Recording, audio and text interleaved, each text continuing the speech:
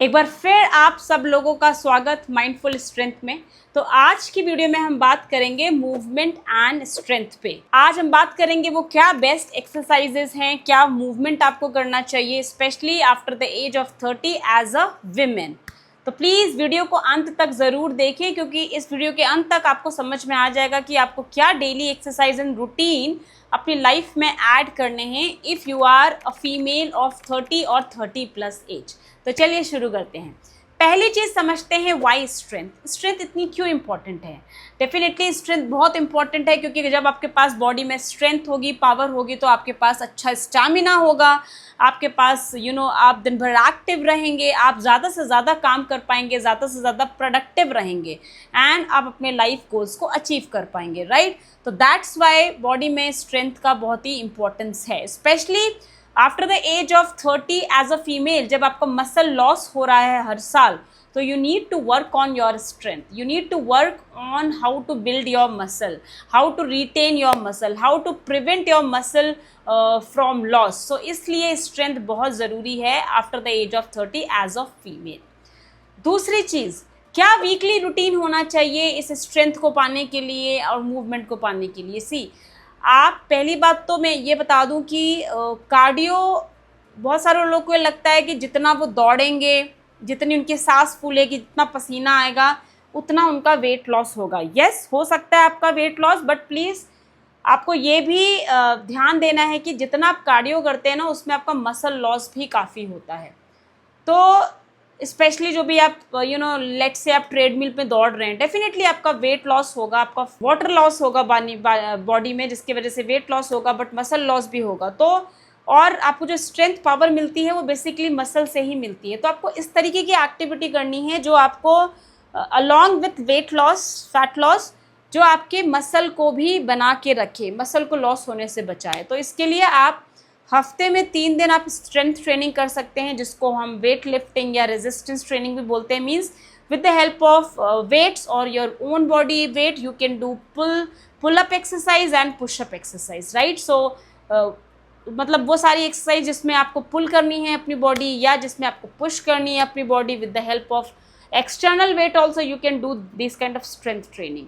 2 दिन रखिए आप वॉकिंग के लिए, या इंक्लिनेशन में भी एक वॉक कर सकते हैं ट्रेडमिल पे। एक 12 के इंक्लिनेशन में आप ट्रेडमिल पे 10 से 15 मिनट वॉक करिए, वो भी बहुत अच्छा होता है, क्योंकि that Burns a lot of fat in your body, but आपके मसल को लॉस नहीं होने देगा वो। तो वो उस तरीके की वॉकिंग आप कर सकते हैं।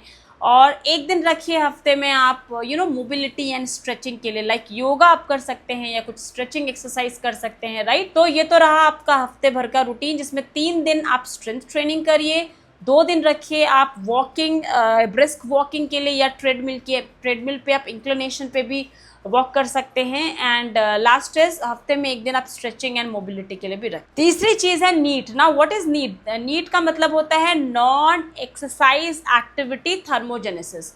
मतलब बॉडी में आपका फैट कम होना एंड थर्मोजेनेसिस होना without the help of exercise.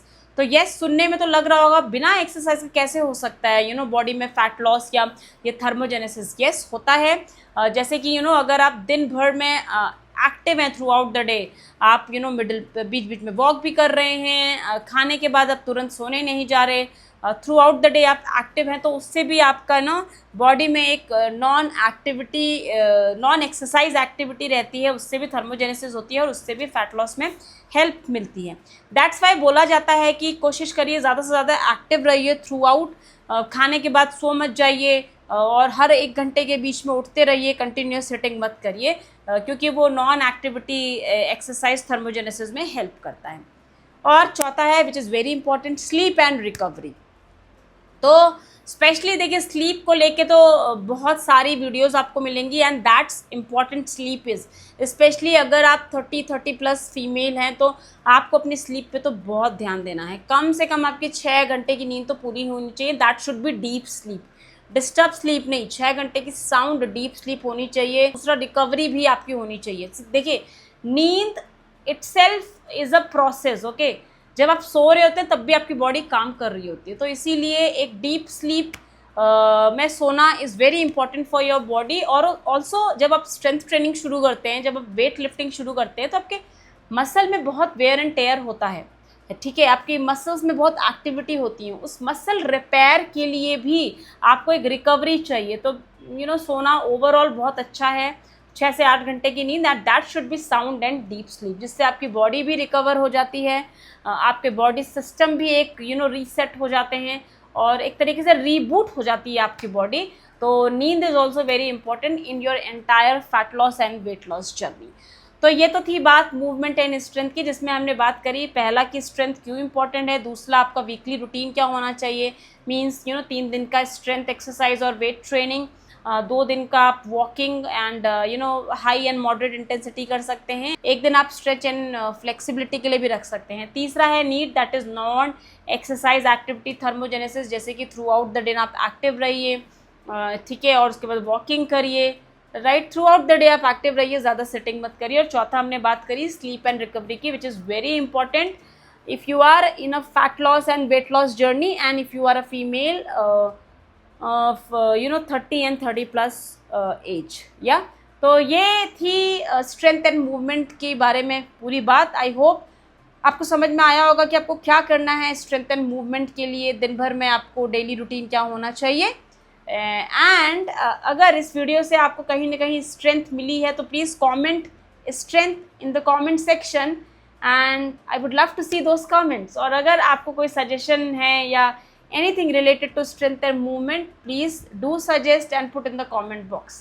तो चलिए ये था आज की वीडियो के लिए, जल्दी ही मिलेंगे किसी दूसरी वीडियो के साथ, तब तक के लिए bye bye, have a nice day.